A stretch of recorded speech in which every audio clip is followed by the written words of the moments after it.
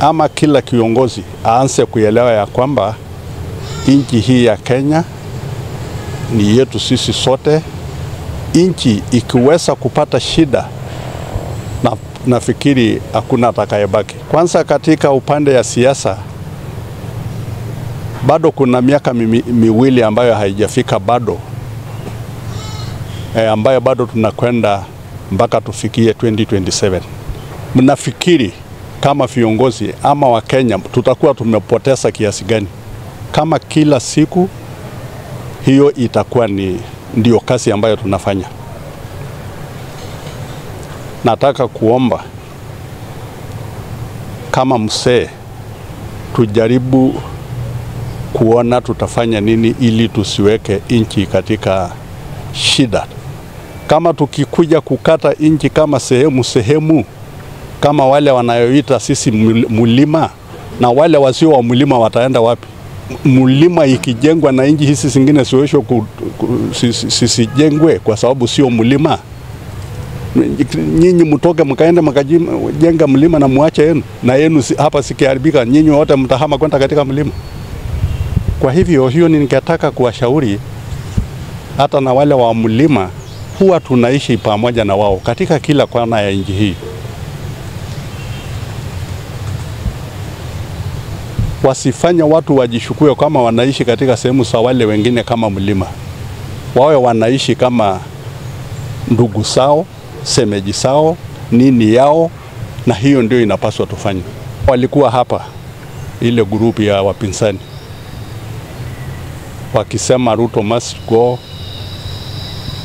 Ruto miaka 5, na hii nyinyi mkisunguka miaka 2 kufanya hayo, wewe kama utakwenda kuingia siku moja, wewe utapata kuimbiwa nyimbo, utapenda uimbiwe nyimbo hiyo, kwa sababu utakuwa umefundisha wa Kenya wengine na wengine wawe kasi hiyo. Ndio tutakuwa tukifanya katika siasa ya Kenya. Ningependa kuomba pia tunapofanya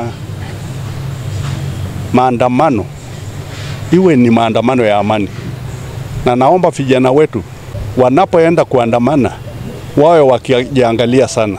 Kuna magrupu inayotokea kupora watu, kufunja maduka, kushoma magari, kushoma vituo vya polisi, kuiba bunduki ya polisi. Sasa tutakuwa tunafanya nini kama tutakuwa tunafanya hayo? Ama kuna wale wengine ambao watakuwa wakifanya hayo? Hakuna siku tutasimama na kusema watu wapigwe risasi, sio wanyama. Si hata wanyama siku hizi wanakatazwa kupigwa wanyama. Ukipatikana umeua mnyama utapelekwa mahakamani na kushtakiwa na kufungwa. Kutukana na rais na kuita kwa majina mabaya yote, wewe hutakuwa ni yule rais tu ambaye hutakuwa na heshima naye, utakuwa huna heshima hata na nchi yako. Mimi kwangu president wa nchi ni nembo ya nchi. Sasa wewe utakuwa wale wa nchi hizi zingine watafikiria sisi tunakaa kama Kenya kwa njia gani?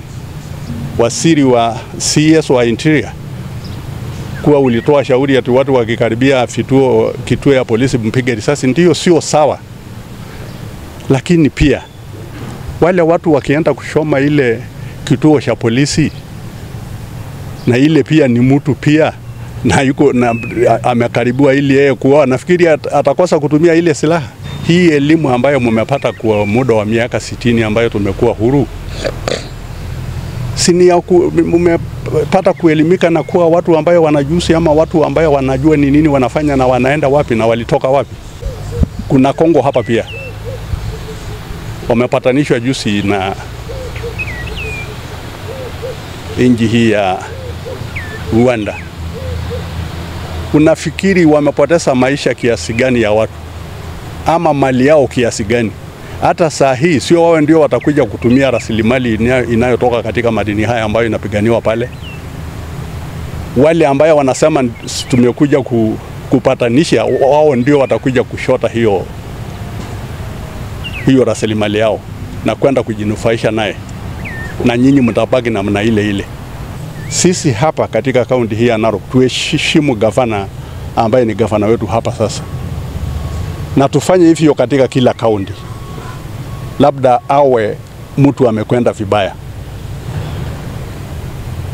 tuheshimu wetu hapa, Ole Ntutu hapa, Ole Lenku hapa, Kajiado, Lelelitu kule Samburu na wengine.